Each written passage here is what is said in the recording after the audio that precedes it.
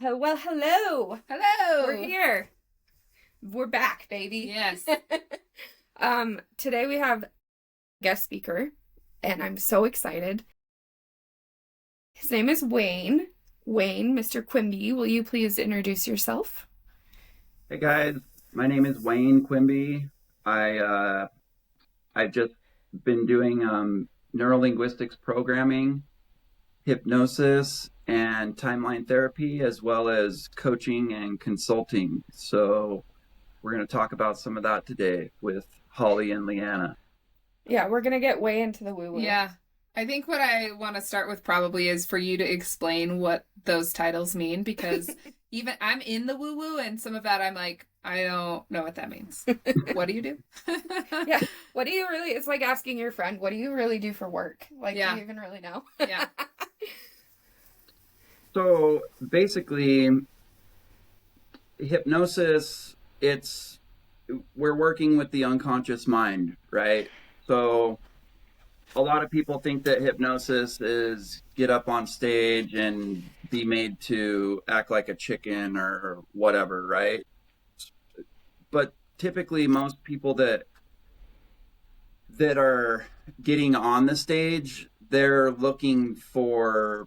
okay with attention. So it's almost like they're more willing to go and act upon those types of things, to be a chicken or to play in the sandbox or whatever it is the hypnotist wants them to do. They're more willing to do that. So, but hypnosis in general, the legal definition is that hypnosis is the bypass of the critical faculty. So we have a discernment factor in our minds that we acquire at 7 years old. And when we're doing hypnosis, one of the best ways to explain it is it's just pure relaxation.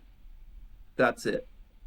And we want to be so relaxed that the conscious mind, our waking day mind, our logical mind, our conscious mind operates our body, and it's the more critical factor of ourselves. So when we do the hypnosis, we're relaxing to a point to where the conscious mind can feel like it can take a break. Once that can take a break, then the unconscious mind can absorb all of the information that's being installed, so to speak. Okay, that makes sense. So you have to be, like you were talking about, when somebody goes up on stage and like gets hypnotized and acts like a chicken or whatever. I feel like what I heard you say is they are vulnerable, but they're allowing themselves to be there. Is that kind of where you need to be? Absolutely. That's another part of it, is you have to be a willing participant. If you're not willing to do hypnosis, it won't happen. And so that's where a lot of people get confused too, is some people will hear words like put under or put asleep or things like that. And that it gives them the notion that they're not in control of their bodies. And which they are. Yeah, that's very far from the truth. You are in control the whole entire time. You're just relaxed to a point where you willingly will follow orders and you take instructions.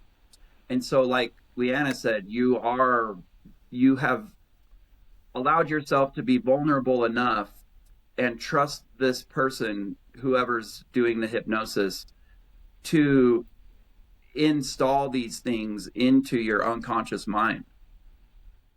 So I would imagine it's important, the practitioner that you choose, if you're going to do hypnosis, you'd want somebody that you know is trustworthy, you can count on to install the correct things or things that are going to be good for you, I would imagine, right? Absolutely. So what advice would you have for people that are looking for somebody to do hypnosis? What should they be looking for in a practitioner? Is it like a feeling, or is it like credentials, or what is it? It's very much a feeling, right? The I'm not big on credentials, and we'll get into some of that a little bit later, but it's very much a feeling because you want to build rapport with the client. If the client and you are not really jiving, then there's not going to be a connection on a deep enough level that the trust will not be established to allow the processes to be effective. That's really much, that's like kind of really any relationship, I feel like. That's, you just got to use that discernment. Yeah. You just got to use that gut. So if you're not jiving with somebody, you're not going to continue having a friendship with them. So just, I want to say that because I think people will overthink. And because I was overthinking. And so just don't overthink it when you're trying to pick somebody, I guess is what I'm going for. You just want somebody that you feel like is going to install the correct things and that you feel like you have a good connection with. Yeah, somebody you can relax with them. Mm-hmm. Okay, Absolutely. What about your other titles? Tell us what neurolinguistic... I already forgot the rest of it. I know it's important, but my brain is like, gone.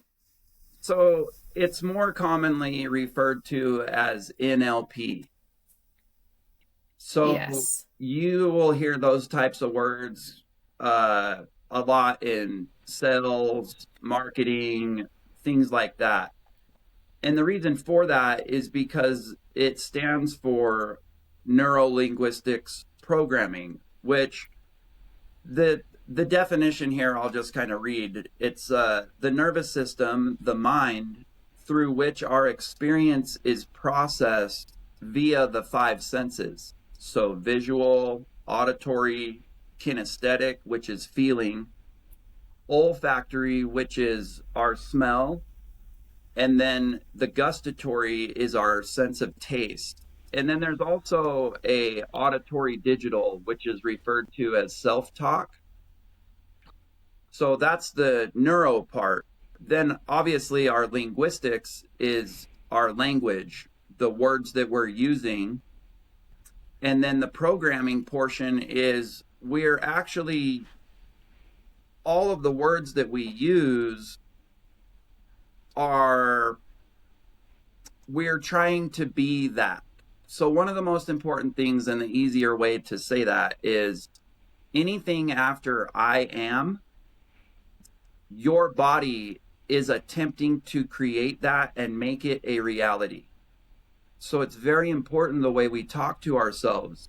Your neurology, your nervous system is constantly being bathed and susceptible to the environment around us. And a lot of that is words, right? And they play on our five senses. So, like, this is kind of in line with, like, the mindfulness type mind frame, I guess. Like, when you're talking about mindfulness or, like, the power of positivity, we've done an episode on that. It's kind of, like, in that realm. But what makes the neurolinguistic programming differ? What is it difference? A type of hypnosis or is it something separate than the hypnosis? So it's all of these things are coupled together. The neurolinguistics portion of what I do is more or less formulating questions that will engage the client's unconscious mind so that we can access what is stored deep within us. And a lot of these, so it's a matter of asking questions so that, this is what's different than from traditional therapy is more or less traditional therapy.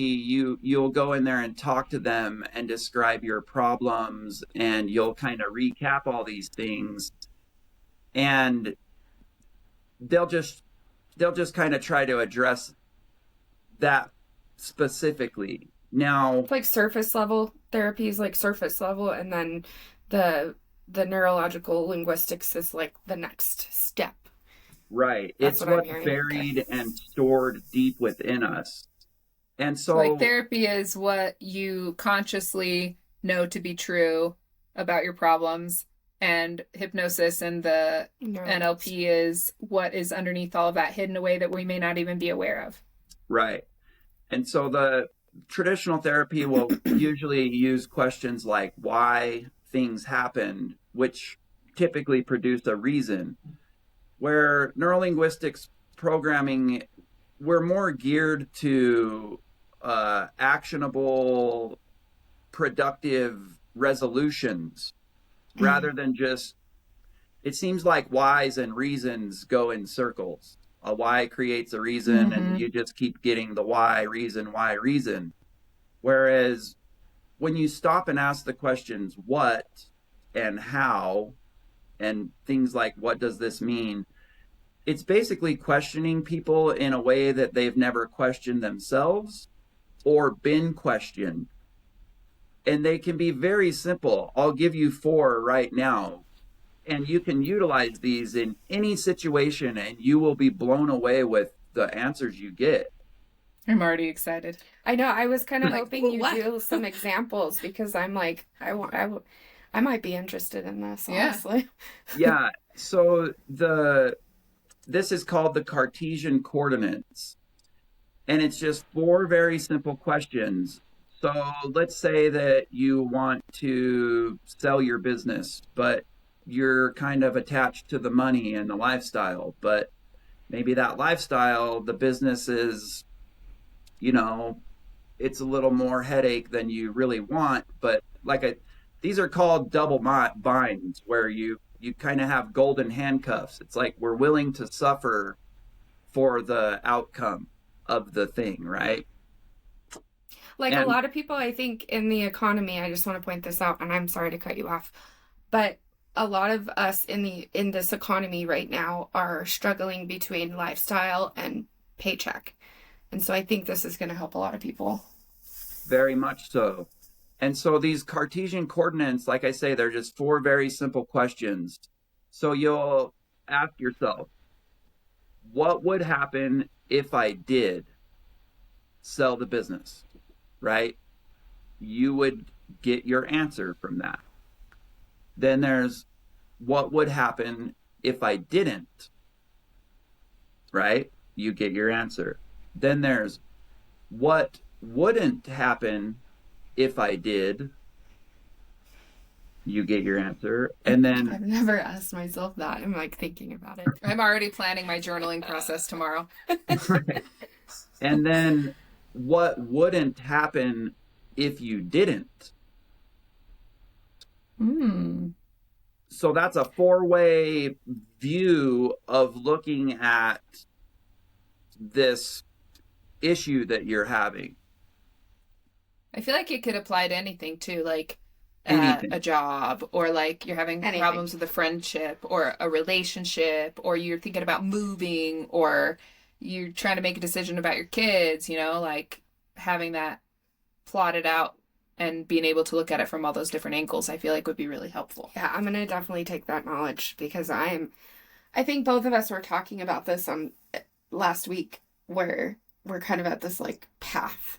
We're at this like crossroads. Like, I don't know what I'm doing. Something's happening. I don't know what I'm doing with my life, so I really need that. Something's happening. We're not sure what yet, but something's definitely happening. There's a lot happening. Right? Chaos out there. Mm-hmm. And so Go ahead. Go ahead. Sorry. You're good. Go ahead. Oh, well, I was just going to ask, what was the third certification thing that you did besides, I know you said coaching too, so there's a 4th one, but neurolinguistic, hypnosis, and then so the coaching, I utilize all of these coupled together with mindset techniques, and the consulting end is basically using all of this information geared towards your business, like those questions you can use with employees or your next decision or whatever move you want to make next, right? You can utilize that information, and it really puts things into a whole nother perspective. So the other portion of that, which is my favorite, is known as timeline therapy. Yes, that's the one.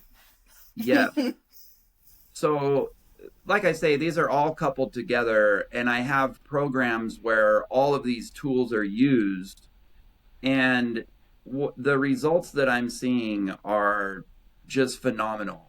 Now, what is the timeline therapy? It's how all of this stuff is stored. Okay, so throughout life, we have what's called significant emotional events. Some people will refer to them as trauma, and that word gets thrown around a lot, so I'm not going to use it so much, right? These are events. I like that you're calling it that, actually, because you're right. Trauma sounds very negative too, and sometimes these big events that happen are not necessarily a bad thing. They're for our highest good. Yes. Well, I feel like everything happens for a reason, right? I'm always that kind of person, so I appreciate the language change that you're using. And that's another thing. Like, we're very obviously, the linguistics portion of what I do is all teetering around how we use our language, right? So I always refer to the unconscious mind. Most people throughout, society are familiar of it being called the subconscious mind. Now, sub indicates lesser than, right? And so that's the farthest from the truth. And I'll dip my toe into the conspiracy pool for a minute, but I do believe that has been done on purpose so that we do treat it as just this secondhand background. Oh, it's just subconscious behavior. Don't worry or think about that. When like minimizing in reality, that's not even close to the truth. It's very, very, very important. I think anybody who kind of delves into that realm of their mind can contest to that, because I'm thinking about all the experiences that I've had that allow me to dive into my unconscious mind and how powerful those experiences were and like how life-changing they could be. And it could be anywhere from like, and I was doing, so like I did drugs. I've talked about that. Back in the day, I used to, trip on acid and stuff. And they were like, I came out of those experiencing such phenomenal life changes, I guess. And that was all because I was in my unconscious mind. Not that we're saying go and do don't acid. Please don't go do acid. There are much safer ways to get into your unconscious mind. Yes, but I'm saying like I was doing that to have a good time, but I came out of it with an experience. Before we get too deep into the timeline therapy, maybe you could just explain for people that aren't really sure the difference between the conscious and the unconscious mind. Maybe just explain to them what that is. Yeah, so our conscious mind is more of it's our waking day mind. It's I have a list of just technical things, right? But our conscious mind it's analytical. It's very sequential. It's cognitive. It does have a limited focus, and it controls our thinking. It directs our outcomes. It's very logical and very deliberate. It's more of our, I guess you could say, egoic portion of ourselves. It's always in the forefront, kind of trying to crash everything down, like, oh no, I got to step in and take care of this because of all of the analytical, deliberate, logical thinking, right? So then our unconscious mind, it's our dream state. It's very unlimited. It's expansive. It's active while we're sleeping. It's where we're tuned into our feelings more. It is responsible for involuntary movements. And the cool part is it knows the solutions to problems that we can't solve consciously. And then to get a little more woo-woo with that, like I say, that's a more scientific type of thing, to me, it's our connection to universal consciousness, where if you're tapped into your unconscious mind and you are letting your higher self per se guide you, you're more in tune with all of this unlimitedness and these dreams. And if we allow that to happen, it will start to form beliefs, which are extremely important. We can only create our reality through the parameters of our beliefs, if that makes sense. So, absolutely. So if you believe that you live a small life and you are going to work at a Circle K for the rest of your life or something like that, then that's the max you can go, because that's the max you can imagine for your life. Yes. But if you believe that you are meant for a bigger life, or that these dreams that you have can potentially come true, if you can actually imagine that, then you can make that happen. Yes. And so that's why it's extremely important to have a relationship with our unconscious mind. It keeps us in that childlike, playful state of being that it allows us to believe that, like, oh, wow, I can do that.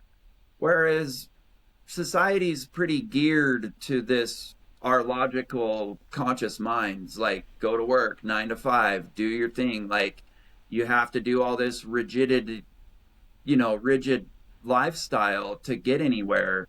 And we really turn a lot of our unconscious thinking off.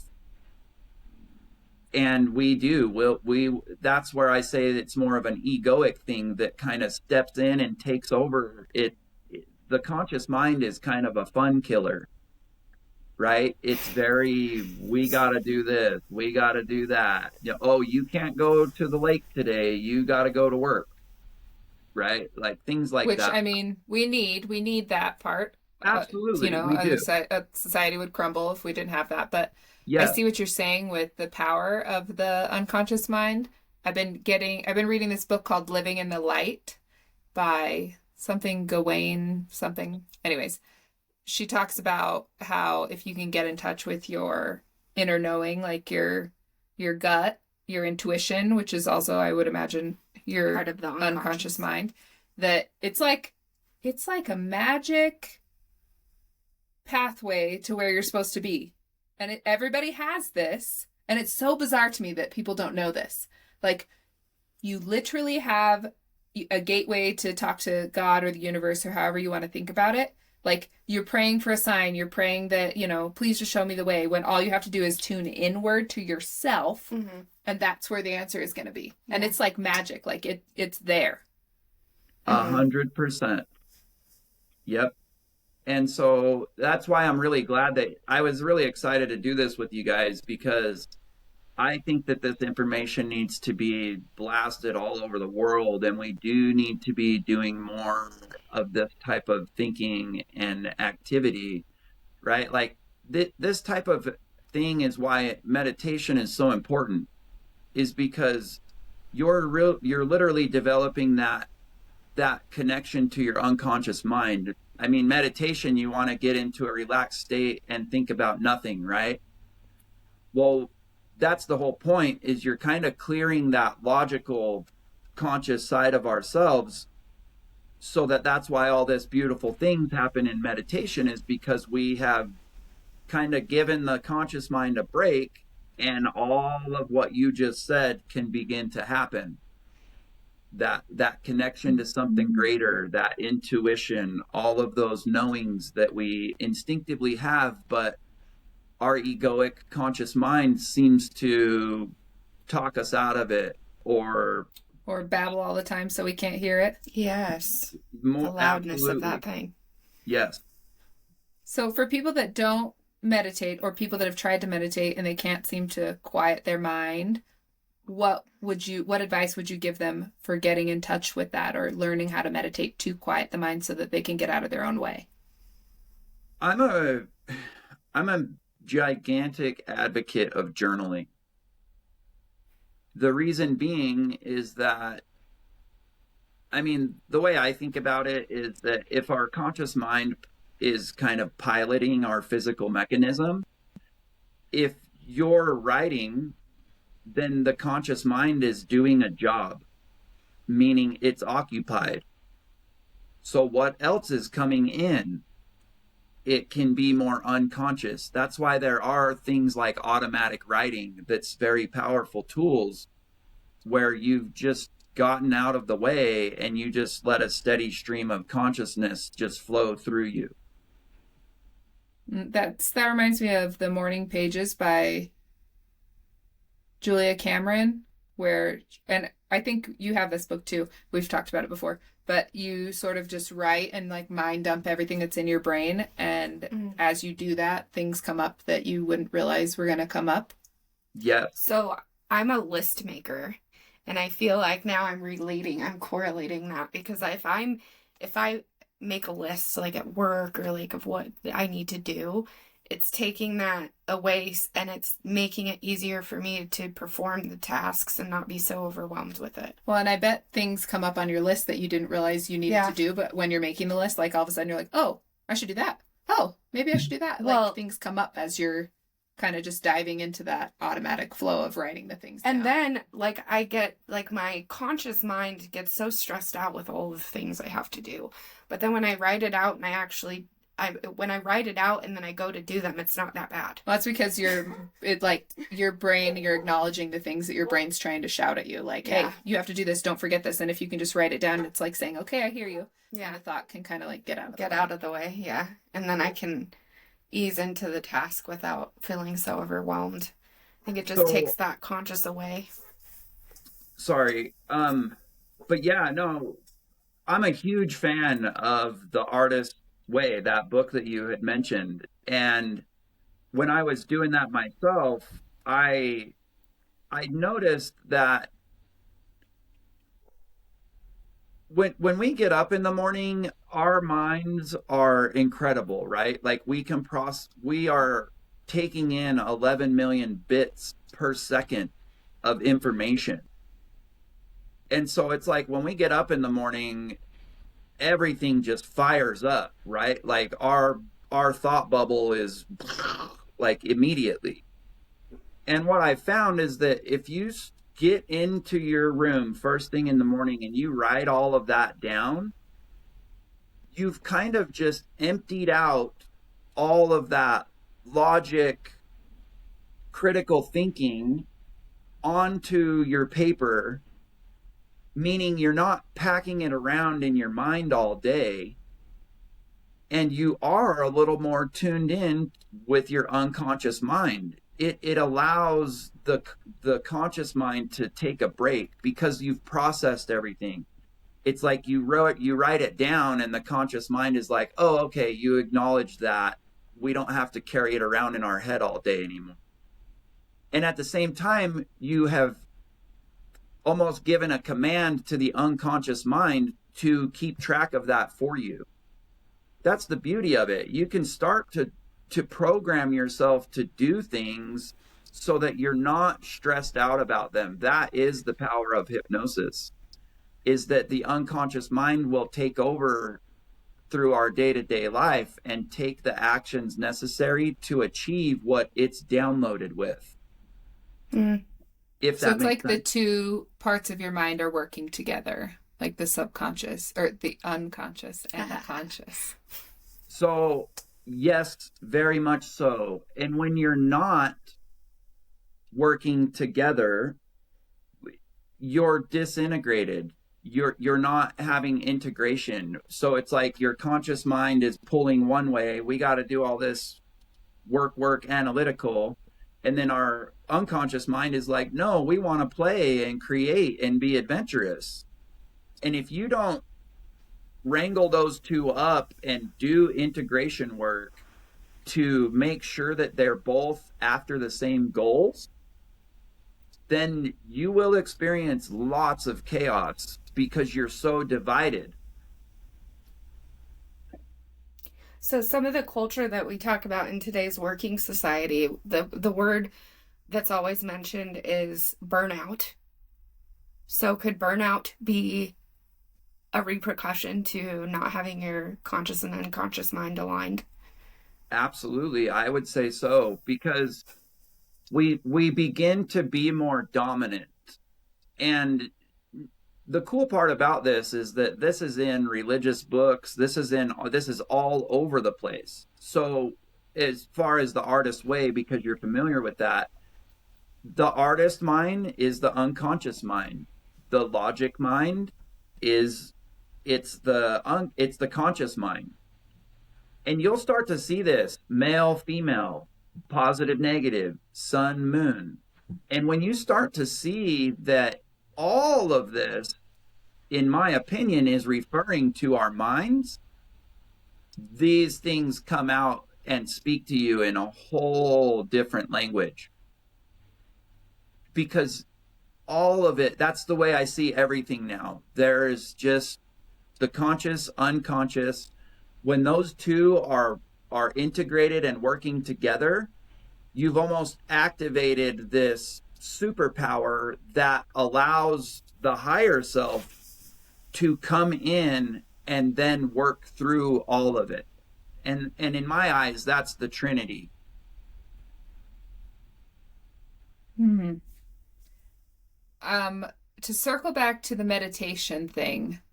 So if people, is the recommendation to journal if you don't feel like you can meditate, or do you still feel like meditation is important in getting in touch with that Trinity?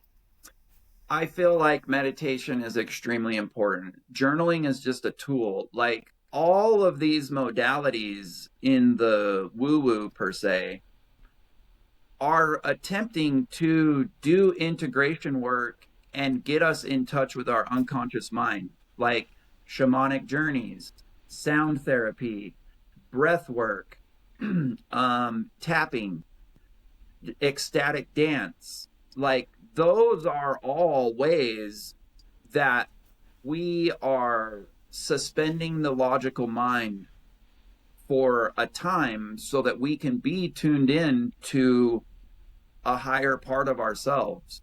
And so I encourage people to explore all of those types of things, because everybody's different. We all have different ways of getting connected to this, our unconscious mind and spirit and things like that, right? Like I'm very drawn to music.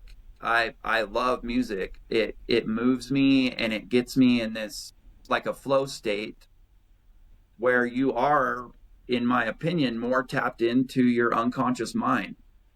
Mm. And so, yeah, to answer your question, I do encourage meditation. If you're just trying to work on building a relationship with it, I think journaling is a really good place to start so that you can start seeing results from that. And that will encourage somebody to get into more meditation, if that makes sense. Absolutely. Yeah. And I think journaling too, like everybody, most people in society know how to read and write. And so that's a simple task for the brain. And it's almost like a visual way to see your thoughts. Like before you start meditating and like thinking your thoughts and realizing that you're thinking them, like you're seeing a visual representation of those thoughts on the paper. Mm-hmm. And something about that, like, seems cool. Like, phase 1, like, you see the thoughts. Phase 2, like, you start to realize, like, oh, I'm not my thoughts, and they're in my head, and they're floating around right here. And then you can kind of, like, clear them away and start to be in tune with your unconscious mind. Mm-hmm. Absolutely. And correct us if any of the things we're saying are wrong, because you're the expert here. No, that makes perfect sense for No, that's a very good point. It's like literally just the act of wanting to be in tune with your unconscious mind. We have to remember that in America, we've been so conditioned to ignore the subconscious mind that it is pumped up and it is full of a lifetime worth of information that it is dying to give you. It wants to play. It wants to be heard. It wants a relationship with you. We just have never been taught as a society on the level of importance that is. And so once you kind of start to play with it, you will see results, I guarantee you. And it gets, you can almost get a little addicted to it, which is a good thing, right? Like you want to be involved in these practices and controlling our outcomes of our life. That's the difference between a victim and somebody that's out there living life to the fullest, is that a victim believes that life is happening to us and we're just these insignificant, you know, results of circumstance or whatever. And that's the farthest from the truth. We are incredibly powerful people, and our mind is incredibly powerful. And once we decide to take control of our lives and choose to live a different way, and you start playing with all this, you can make dramatic turnarounds. Rapidly. I love that you just said that, because I feel like that is where a lot of people are. They feel powerless. They feel like life, it just keeps happening to me. And when you do start tapping into some of this, it's like your prayers are answered. Like the answers are there. You just have to tune in and find them. And then your logical brain starts to help you enact those things in your own life. And you go from a victim to a powerful person that is choosing what you're allowing into your life, instead of somebody that is just letting life happen to them. So it reminds me of when I got clean. It reminds me of when I stepped in. My first interaction with this idea of thinking was actually in the NA, or Narcotics Anonymous, as people know it. And it's funny because they always said, you always have a choice. You have the right to choose, that kind of thing. And I never really got that, never really understood, just didn't understand the concept, right? Till I started going through. And it's like, that for me was a pivotal moment in my life, because I had no idea what the fuck I was doing. I just knew that I didn't want to do drugs anymore. That was it. And so as I started tapping into that unconscious mind, without even really knowing I was doing that, the change, it just kind of fell into place, and it was so much easier. Mm-hmm. Just so much easier. There was light again, all that stuff. So I think what I'm trying to say is that even if you're not ready for it, you could still be successful in it. And not overthink it. Play with it, it doesn't have to be something serious. Play with it and see what feels good and what resonates. Like you were saying, try different modalities, tapping, meditating, journaling, whatever it is that works for you. And there can be walking meditations for people that aren't comfortable sitting still. And that's what a lot of people don't understand is woodworking, sanding a birdhouse. That's meditative. Drawing is meditative. Dancing is meditative. Anything to get out of your mind, essentially, and kind of where you can access that flow state, that's where that happens, right? And then I wanted to kind of speak on what Leanna said a little bit, is I want to use myself as an example, is I've been sober for almost 3 years now, and that was a 25-year battle of alcohol, right? And what happened was I ended up in jail. I got in trouble. I got a DUI, and I ended up in jail. And as I was there, I'm like, you suck, dude. So my point in this is our beliefs. Up until that point, I was pretty ignorantly badass, and I knew everything, and I could fix anything and things like that, right? So my belief parameters were pretty rigid. Now, when I ended up in jail the last time, I'm like, well, you suck at this, so you must need to learn another person's way. That was my surrender. Mm-hmm. right? Once I surrendered and started to accept the fact that maybe I didn't know anything, then you can learn all of it. You have opened yourself up to learning. Well, what does the learning do? When we gather all this knowledge, it allows us to alter our beliefs. Like, I had to open up to things like quantum physics. I'm very analytical, so all of this had to make sense to me Like on a tangible. Sciencey. Yeah. yes, very much so. And so through allowing myself to learn more, I was able to learn how all of this new research and science is basically proving religion, and religion is describing science. And those have been taboo for reasons, which I'm pretty sure is around this, but that's kind of besides the point, right? But what it did was it allowed me to change my beliefs.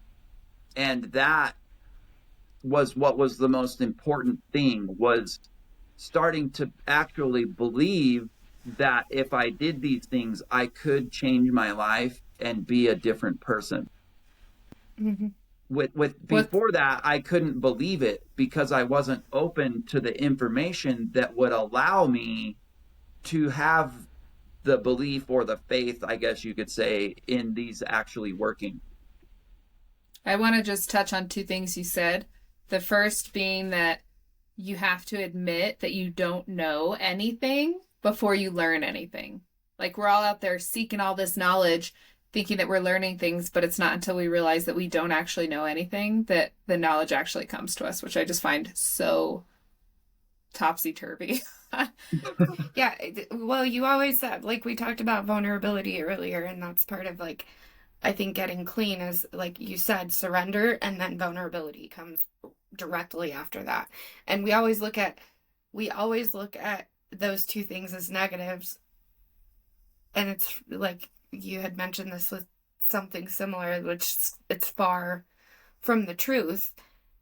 Surrendering and vulnerability are two of the most powerful things you can do. Yeah, it's like be soft to be strong, like yeah, the two polar opposites, and they go together. It's really hard to not be a little bit of a conspiracy theorist with all of this, because my mind is like, wow, look at all of the programming that society has done to me. Yeah, and that's the second thing too that I wanted to mention that you said, like, you started to realize that you could be more than you were being. And I think that a lot of people, especially when they grow up in certain communities, there's certain communities that are like silos where you don't realize that there is another way to live. And mm-hmm. you grow up in, like, I grew up in an alcoholic family, and I didn't realize there were people out there that just didn't drink, that weren't Mormon. Like, I've said that before, but you don't know what's possible for your life until you start to open yourself up to the awareness that there could be something more. Mm-hmm. And you don't have to know what that more is. You just have to know that there could be something more. Right. Or just even willing to accept other views and things like that, right? Like, I grew up here in this pretty small town of Snowflake, and it's got one religion that's pretty dominant in the area, and just the culture around here, it's pretty rigid but it's structured in a way where the community kind of likes its beliefs. I believe all that's changing now, but as far as me growing up, yeah, we grew up in a pretty, like, I love that you said silo, because that's kind of what it is. It's like you're just in this tube where you don't really know any better. And you have to get outside of that in order to start actually changing those beliefs. So let's talk resources for people. Obviously, if people are trying to work on themselves and work on some of the stuff that we've talked about, they could come to you. You're a good resource. Hypnosis in general is a good resource. Are there other resources that you think are beneficial to people besides, like, journaling and meditation? Maybe like some books that have had a profound effect on you, or people online that they could follow, or just anything. Anything that comes to mind? there's a lot of people out there. Like, there's a guy named Brian Scott on YouTube, and he does everything that I do, but he gets into some more really cool woo-woo stuff, I guess you would say. Like, I'm very into channeling and things like that. I believe that all the information that we have in the world came from an unconscious level through people that was it was universal expression. Like, it's like we're all down here in this soup, and if we tap in, then these great things happen through us. And so I don't really know where I was going with that, but yeah, as You were far saying as he does similar work as you. yeah, so he does do all of that. He's really good on YouTube. That's Brian Scott. And then anything that you can find, like, I love getting into occult knowledge and occult wisdom and like Christian mysticism, these types of things, right? Because I think it's important for people to understand that my opinion is there is no such thing as right or wrong or good or bad. Those are opinions as well. There's only positive and negative. And we do live in a dualistic universe where if we didn't have opposition, we would never move.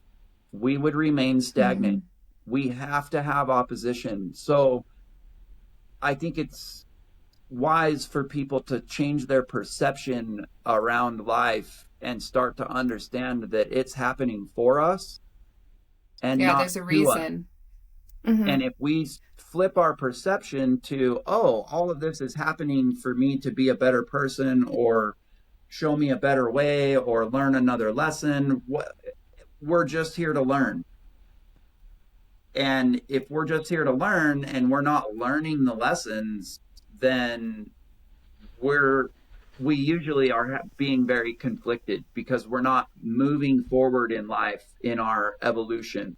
And that's what I see in society is a lot of people they're in that stage of like, I know I could be more and I know I want to be more, but I don't know how to do that because I've been so programmed my whole life that this is what I have to do in order to meet these standards, right? Mm-hmm. And so, yeah, I do. I'm very passionate about all of this. I could go on and on for days. So what I hear you saying as a resource basically is that you just have to want to know it. You just have to want to know it. That's the first That's the first resource is like just being able and willing at that point. And then I think things will just start to come naturally. Like somebody will say, "Oh, hey, you want to borrow this book?" Or you'll just happen to see somebody on your feed, on your TikTok feed or something that just resonates with you, and you'll just start to learn more and learn more. Yep. I think that's how the universe will work. You just have to be able and willing, and then everything else will just kind of fall into your lap. Yeah, and if you want to do hypnosis, we know a guy, Wayne Quimby. How do people find you if they're interested in working with you? The best way is to reach out through Messenger on just my personal page right now. I'm in the middle of getting a website and everything built and launched, and then hopefully we can do this again and I'll have all of that we can share with the public and things like that. But as far as right now, my office is at 1000 East Hunting in Sholo. It's right there with Compass Naturopath. Oh, okay, yeah. So it's right there in the middle of town. And then I can give you guys my phone number and everything if you want to put that up on your website or whatever. Yeah, we'll probably just tag you. Yeah, we could put it in the... Oh, yeah, we can just tag you. We can just tag you in the post. And then if you get your website up and going, we can always go back and put a link to your website on the show notes. Perfect, yeah. Excellent. Yeah, and so what I really wanted there's one thing before we close up or whatever, I know we're getting there on time, was the timeline therapy. We didn't cover too We didn't go back on the importance of it, right? So people are going to hear this information and they're going to say, well, why and how am I in that position? Okay.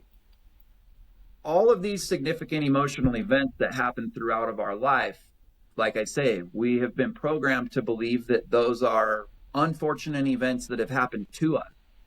Mm-hmm. These emotions that there's 5 negative emotions that we store and carry around with us. These are extremely important. There's anger, sadness, fear, hurt, and guilt. Those are stored in our nervous system. They're confused. So our senses fire off. They create a chemical response in the brain, right? An actual tangible chemical that we can look at under microscope. When the event happens and the senses fire, that is the creation of the emotion. If we don't exert the emotion immediately, when we are signaled to do so, whether it be crying, laughing, screaming, breathing hard, sneezing, like sweating, there's tons of ways that this chemical will get out of our body. Then it gets stored. We've been taught to shove it down. You have a job to do. Don't worry about that, right? Well, that gets stuck. When that chemical gets stuck and it gets re-triggered through our senses, it's almost like that chemical can be stored in your liver or your kidneys, or there's so many different places, but it starts to create an imbalance and our cells start to break apart. This is the beginning of inflammation, which will then it can turn into tumors, cancer. There's all types of different things, which is also known as what? Disease. Dis-easement in the energy field, because this emotion has stuck and created a block. Now, why is this important? Because if we have a lot of emotions such as anger stored in our body, let's say that you're 5 years old and you have an event and it's extremely traumatic and you have a lot of anger on that. And say a smell reminds you of it, just like that. You get thrown back into your 5-year-old self. Smells are very powerful for me. So that's a trigger. What happens is we get thrown back into that state and we basically act from an associated state from the event. Mm-hmm. And this is all unconsciously programmed, right? So in fractions of a second, we will act out the anger which we got triggered into the past. And 15 minutes after we have maybe yelled at an employee, which we made a conscious decision that we're going to work on that. I'm not going to do that anymore. I'm consciously aware that this is what happens. But it happened again. And you're saying, wait a minute, I told myself I wasn't going to do that. Why did that happen? It's stuck. It's a program that is stored. And all of these different little programs get activated within our daily life. And so I say it like this. It's like when we're having a conversation, our conscious minds are having a conversation. Our unconscious minds are also having a dialogue. So I might throw out every 5 words a little signal word that's from my unconscious mind. Your unconscious mind will basically decode that. And this is why we use the word vibe. Because your unconscious mind regulates your vibe. And we are having a mingling of the minds that our conscious logic minds do not see, hear, or understand.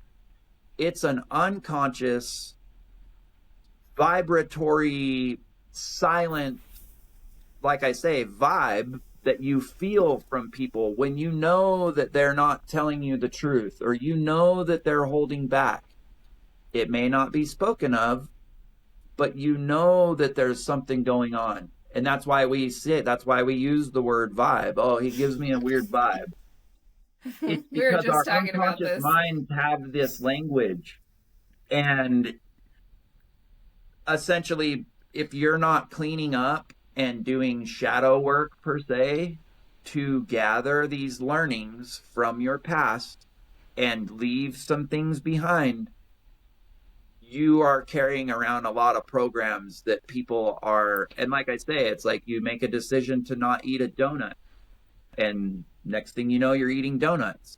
You have some kind of unconscious program that is leading you to believe that you have to have the donut or the sugar, or you have to be angry. And so the confusion. So how do people start to undo that? Like, It's how? the timeline therapy. Like, It's the timeline. Is that something they would have to work with a practitioner for, or is that something they can kind of undo on their own?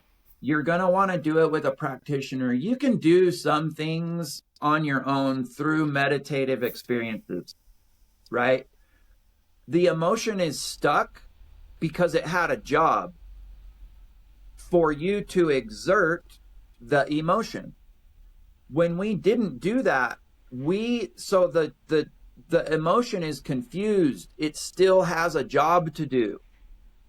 So it keeps re-triggering us to experience the emotion. We keep shoving it down. That's why we're like, oh no, nothing's wrong with me.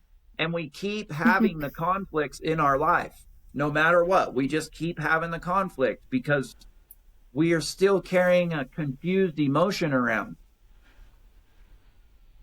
Once we get the learning from the event that we hadn't gained yet, that's all that it needs. The emotion's job is done, and it has to release itself from our body. Does this keep happening as we get older? Like, at any significant event like that? Like, if we don't suppress it, it doesn't get stuck. So say something triggering happens and we're mad and we say, I am mad. And we just express that we are angry and we like accept that that's a feeling that we're having, then the emotion doesn't get stuck once we realize that that's what we're supposed to do instead of shoving it down. Yes. It's like I'm a huge crybaby now because I know how damaging it is I choose to express my emotions every chance I can and am conscious of it because I know how damaging it is and can be. Now, with that being said, I tell people this, like, hey, I can clean up your past up to today. But we live life and these things happen. And another way to not let them build is to flip our perception into learning that, all these are lessons. So we just by doing that, we have automatically chosen to start extracting the lessons out of life. Then the emotion has no job because you've learned the lessons as you go. But if you don't do that and you don't do preventative maintenance throughout your day-to-day, then 5 years down the road, you might have stored emotion that you might want to come and see me again to get those released. Man, I might need to come see you. So that's why I wanted to really cover the importance of timeline. I'm so glad you did. Yeah, I'm so glad you did too. That is so important. Well, in society, it's like all of these unconscious negative emotions and limited beliefs and limited decisions, they are impacting everybody's life, like Fortune 500 companies CEOs are snapping at their employees and losing top dogs, and they are suffering through their business. People are getting divorces because these unconscious behaviors are lashing out, or confusion in general breeds a lot of anger and frustration. We do not like to not understand what's going on. And it's very easy to lash out when we are confused. And that's what I see a lot of. We're very confused as a society. And I have to say, I think that a big portion of that has been systematic. Agreed, for sure. And if we can just all allow ourselves to feel the feelings I heard, do the work, and be creative and fun at the same time, I think that we'd see completely different.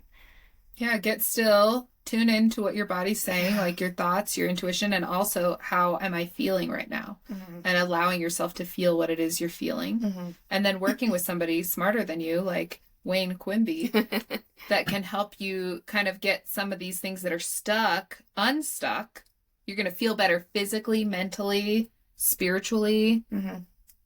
That's important. Like, your life doesn't have to be what it is right now. No, you don't have to stay in the shit, I promise. No, and that's like, there was a question on here and it's like, why do I do what I do? I was 240 pounds 5 years ago. I was buried deep in alcohol. I've had a huge history of drugs and just escapism through substances. And I got to a point where I just couldn't live my life that way anymore. And there were, like, I had lots of suicidal thoughts, things like that. And I just think it's important for people to know that just the regular I have a construction background, right? Like, I didn't come from much, but that's all according to our beliefs. If you believe that, that's what's going to happen. But there are people out here to help, and you don't have to be the person that you don't want to be. And I encourage everybody to give that a little bit of thought. Like, you can always be, and there are people increasing daily out here to help you achieve that. That is so beautiful. Yeah. I just want to thank you for your time and for your knowledge and your expertise. Yeah, my cup definitely feels full, and I know what I'm going. I know my next self project now. Yeah. I love self projects. I do too. So, but thank you. Yeah. Good. Again, thank you so much. And everybody go follow Wayne Quimby on Facebook, Instagram, wherever you can find him. And Quimby. Yes. Okay. Just make sure fact check my facts here. And then Just so they know. My business is Unconscious Connections. You can find that on Facebook too. I haven't been doing a whole lot with it, but like I say, I'll get you guys that information, and people that can reach out to me, I would be more than happy to help. Awesome. Cool. Well, I appreciate your time. Yeah, thanks so much for your time. And we'll probably have to have you on again. I want to say we kind of skimmed the surface on all the things that you do. Yeah, so much more. So doing a deep dive on some of those topics would be phenomenal. So, yeah, we might bug you in a little bit, in a couple months, to come back on. Yeah, I would love that, you guys. Like I say, I'm very passionate about this, and we just barely scratched the tip of the iceberg as far as references and things like that people can take advantage of. Yeah, so I would love that, you guys. And thank you for having me, and thank you for your time. Yeah, of course. We love it. Cool. So I think that the knowledge is shared, and hopefully this gets to who it needs to get to. It will. There's no such thing as coincidence. Yep. If you heard this, it's something you needed to hear. Yep. Absolutely. Awesome. Well, go on with your day. And yeah, that's about it. Yeah, cool. Thanks. Thank you. Okay, guys. Thank you. Have a really good day. We'll talk soon. Okay. Okay. Bye. Bye.